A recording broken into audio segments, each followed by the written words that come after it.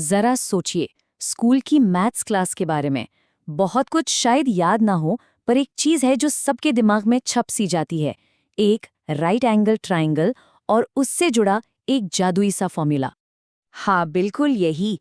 a² + b² = c², Pythagoras theorem.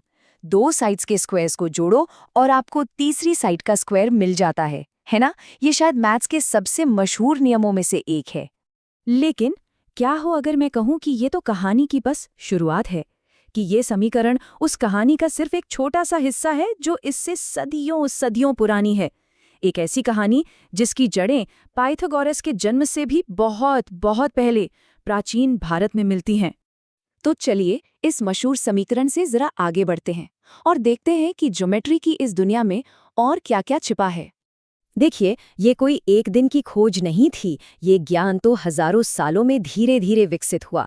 इसकी झलक हमें ऋग्वेद के प्राउग शब्द से लेकर बौधायन शुल्ब सूत्र तक में मिलती है, और फिर ब्रह्मगुप्त और भास्कराचार्य जैसे महान गणितज्ञों ने इस विरासत को नई ऊंचाइयों पर पहुंचाया। अब यहाँ एक बात पर गौर करना बहुत जरूरी है।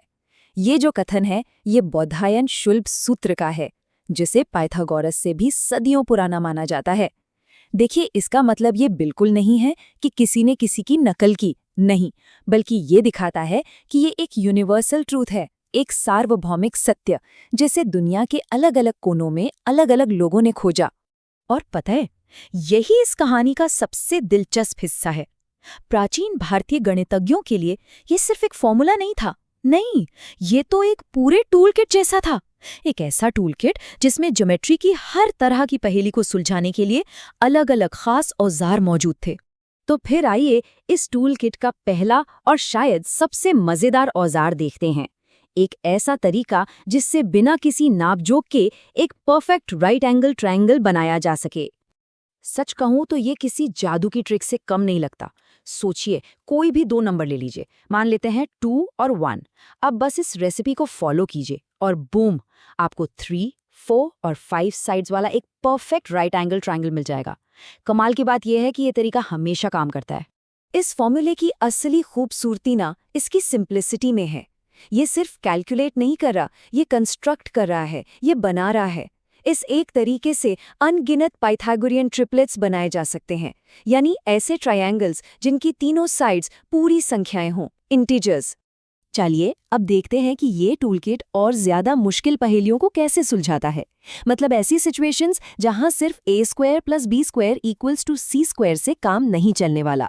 जरा इमेजिन कीजिए कि एक राइट एंगल्ड ट्रायंगल है, हमें उसकी सिर्फ एक साइड की लंबाई पता है और बाकी दो साइड्स की अलग अलग लंबाई के बजाय हमें उनका टोटल, उनका जोड़ पता है। अब क्या करें? ये तो एक मजेदार पहेली बन गई है ना? और कमाल की बात यह है कि इस टूलकिट में ऐसी पहेलियों के लिए भी खास औजार थे। चाहे बाकी दो साइड्स का जोड़ पता हो या फिर उनका अंतर, हर सिचुएशन के लिए एक सटीक और कारगर समाधान मौजूद था। ये रहे वो खूबसूरत फॉर्मूले। हाँ, देखने में ये शायद थोड़े कॉम्प्लेक्स लगे, लेकिन ये दिखाते हैं कि उस समय की समझ कितनी गहरी थी। हर प्रॉब्लम के लिए एक खास, एकदम नपा-तुला हल। ये बिल्कुल किसी मास्टर कारीगर के औजारों की तरह है, हर काम के लिए सही टूल। लेकिन इस टूल किट की असली प्रतिभा सिर्फ ट्रायंगल्स को समझने तक ही सीमित नहीं थी।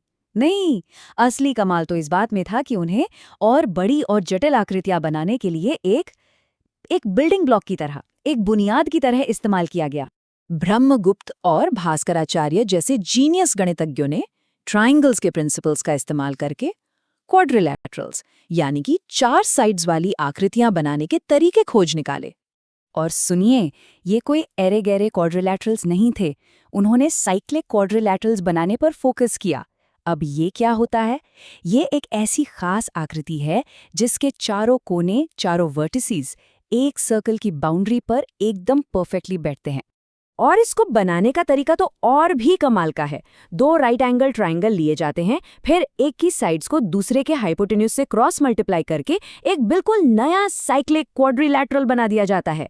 सोचिए, ये ज्योमेट्री की एक खूबसूरत कविता जैसा है, जहां 2 सिंपल शेप्स मिलकर एक कॉम्प्लेक्स और सुंदर आकृति को जन्म दे रहे हैं। इससे ना मैथ्स को देखने का एक पूरा नजरिया ही सामने आता है। एक ऐसा सिस्टम जहां नियम बिखरे हुए नहीं है, नहीं, यहाँ हर चीज जुड़ी हुई है। सिंपल शेप्स बहुत नेचुरली ज्यादा कॉम्प्लेक्स शेप्स की बुनियाद बन जाती हैं। तो इन सब का मतलब क्या है? ये जो प्राचीन गणितीय परंपरा है, ये हमें विरासत में क्या दे के गई है? भास्कराचार्य की लीलावती का ये एक सूत्र इस पूरी सोच का सार है। सोच कर देखिए, एक ही नियम, एक ही कैलकुलेशन ट्रायंगल का एरिया भी बता रही है और क्वाड्रिलेटरल का भी। ये दिखाता है कि सिस्टम कितना एफिशिएंट और कितना इंटीग्रेटेड था। और शायद यही सबसे अहम बात है, ये सिर्फ पुराने फॉर्मूलों का कलेक्शन नहीं है, ये हमें मैथ्स को एक अलग नज़र से देखना सिखाता है। रटने वाले नियमों के तौर पर नहीं, बल्कि एक ऐसी खूबसूरत और इंटरकनेक्टेड व्यवस्था के रूप में जो हमें अपने आसपास की दुनिया के पैटर्न समझने में मदद करती है। और ये हमें एक सवाल के साथ छोड़ जाता है। जिन चीज़ों के बारे में हम सोचते हैं कि हम उन्हें अच्छी तरह से जानते हैं, जैसे कि एक सिंपल सा ट्रायंगल, उनके अंदर ऐसी कितनी और गहरी कहानियाँ और छिपे हुए टूलकिट मौजूद होंगे जो बस इस बात का इंतज़ार कर रहे हैं कि कोई उन्हें खोज निकाले।